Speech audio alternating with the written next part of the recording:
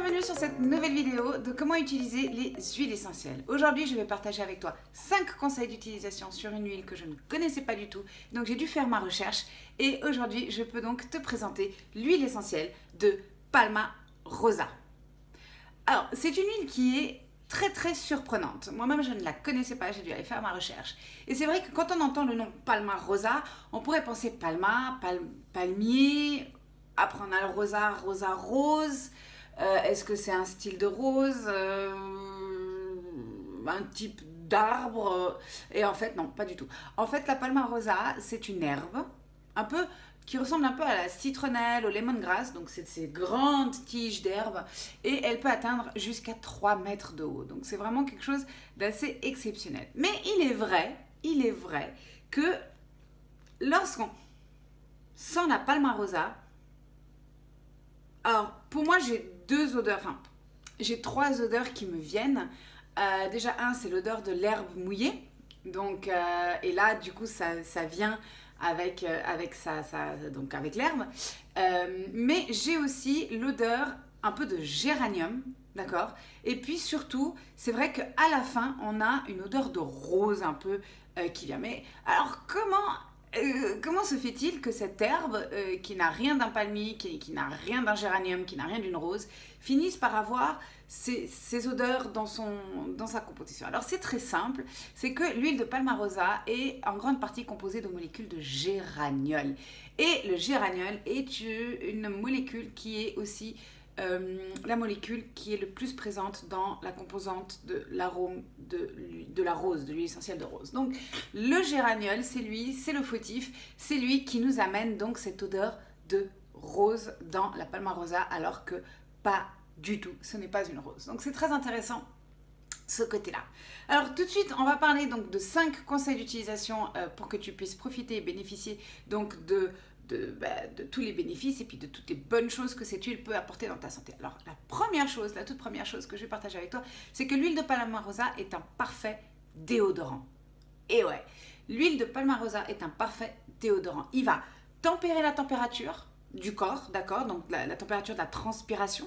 Donc c'est ça qui va faire que on va probablement moins transpirer, d'accord, mais il va aussi s'opposer à la fabrication des mauvaises odeurs. Donc et en fait, ça vient d'où? Ça vient du fait que l'huile de Palmarosa est une très bonne antibactérienne, d'accord. Donc, vu que la transpiration odorante, hein, je ne dis pas la non-odorante, mais en tout cas la transpiration odorante du corps vient en grande partie par la fabrication de bactéries, d'accord.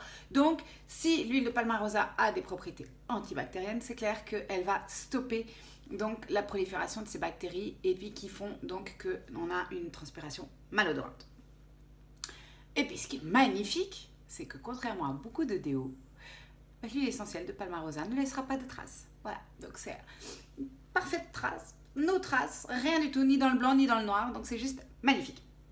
Donc ce côté aussi antibactérien, d'accord, qui est présent donc dans la Palmarosa, va être aussi très bénéfique pour la peau. Donc ça c'est mon deuxième conseil d'utilisation, c'est d'utiliser la Palmarosa pour tout ce qui est les petits troubles infectieux de la peau. Donc on peut parler de boutons, on peut parler de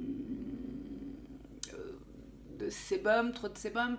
Voilà, donc c'est vraiment une huile qui va avoir cet effet antibactérien sur la peau. Et moi-même, j'ai déjà pensé, j'arrive au bout de mon sérum pour le visage et je me suis dit, tiens, au prochain remplissage de mon flacon, je vais mettre 2-3 gouttes de Palmarosa pour voir comment ça fait sur le visage. Mais voilà, c'est aussi une huile qui, en utilisation sur le visage, permet aussi donc d'avoir un visage qui paraît plus jeune, plus lisse, d'accord, donc avec moins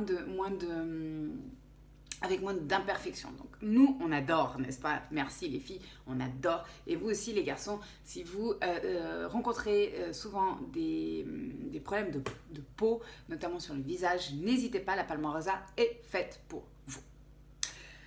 Alors, en plus de ce côté antibactérien qu'elle a, la Palmarosa est aussi très forte.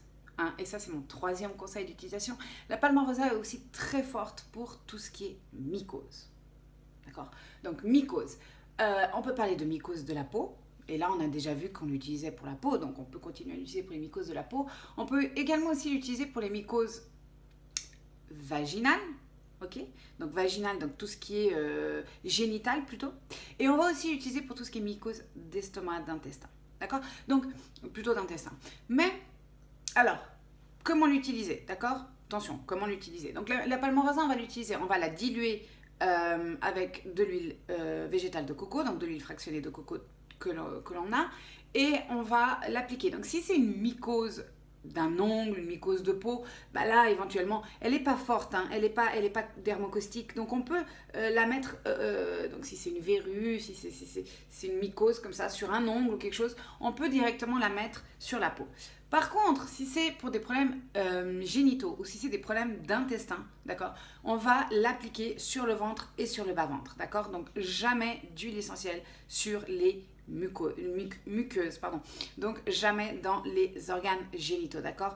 Donc on va vraiment l'appliquer dans le bas du dos aussi, on peut l'utiliser dans le bas du dos, mais principalement ça sera sur le ventre ou le bas-ventre, d'accord, donc près des ovaires, parce que ça peut beaucoup aider aussi pour tout ce qui est infection urinaire, d'accord, donc on va vraiment l'utiliser dans ce sens-là. La palmarosa, et ça c'est mon 4e conseil d'utilisation. Ouais, le 4e. La palmarosa est très très forte pour enlever les pellicules des cheveux. D'accord? Donc, si tu connais quelqu'un ou si toi tu as des problèmes de pellicules dans les cheveux, une goutte de palmarosa, soit directement sur le cuir chevelu, d'accord, soit tu l'additionnes tout simplement à ton shampoing, d'accord. Donc sur un flacon de 250 ml, parce que je crois que c'est plus ou moins ça les flacons, 250-300 ml, ce que tu vas faire, c'est que tu vas ajouter 3, 4, 5 gouttes, au grand max 5 gouttes dans ton flacon de shampoing. Je parle de shampoing. Pourquoi? Parce que c'est lorsque l'on fait le shampoing que l'on va vraiment gratter et venir frotter le cuir chevelu. Alors que l'après-shampoing pour nous les filles, ça sera plutôt pour les pointes, d'accord? Donc vraiment la palmarosa contre les pellicules à retenir si toi t'en as ou si tu connais quelqu'un qui souffre de ce petit désagrément. Et puis tout dernièrement, pour finir cette vidéo avec mon 5e conseil d'utilisation, ce sera vraiment pour le système nerveux. Donc l'huile de palmarosa est quelque chose qui stimule le système nerveux, d'accord? Et en stimulant le système nerveux, elle va tonifier, d'accord, elle est tonifiante, hein, elle donne du peps, et en plus on peut la mélanger avec de la lime, et je vous assure avec de la lime ça sent délicieusement bon.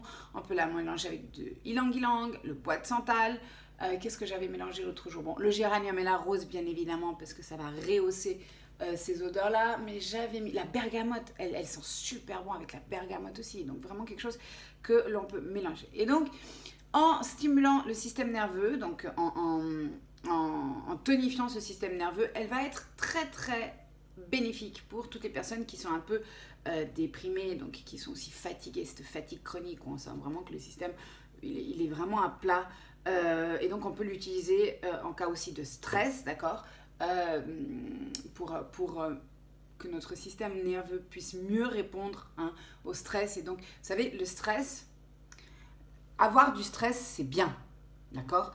Donc le stress, tant qu'il reste, donc nous on a notre corps, il a une marge, hein, de réponse aux événements extérieurs de notre corps. Et si le stress, d'accord, reste dans cette marge, ok, le corps ne va pas connaître de surproduction, donc ne va pas connaître de surdosage, ok. Donc ça c'est si le stress il reste dans cette marge. Or, si cette marge est petite et que nous on a beaucoup de stress, c'est là que le stress va dépasser la marge et donc ça va devenir ce qu'on appelle du stress chronique. D'accord? Donc ça c'est super important de se rendre compte. Et donc la palmarosa elle va justement agir là-dessus. Donc elle va agir à ce que le corps est un meilleur répondant à ces dépassements du stress, d'accord?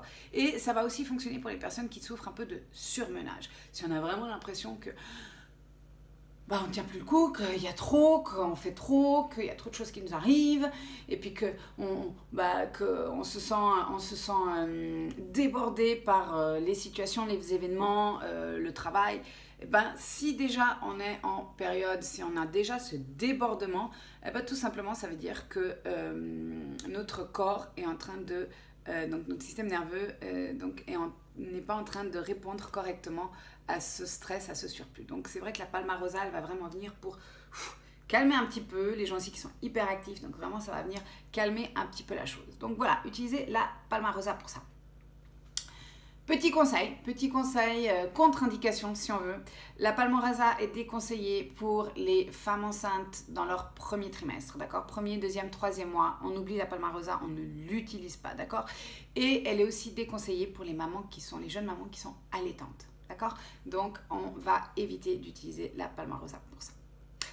Voilà, c'était les 5 utilisations que j'ai choisies pour partager avec toi aujourd'hui sur la Palmarosa. Principalement, je l'ai reçu de chez doTERRA, donc qui est la marque que j'utilise pour les huiles essentielles, mais bien évidemment, il y en aura d'autres. Donc vraiment, si tu utilises une autre marque, regarde un peu les conseils qu'ils te donnent d'utilisation. Et si tu as des questions concernant la Palmarosa ou concernant aussi l'utilisation des huiles essentielles ou éventuellement la marque, n'hésite pas, envoie-moi un petit message, j'y répondrai très volontiers. Belle journée, à tout bientôt.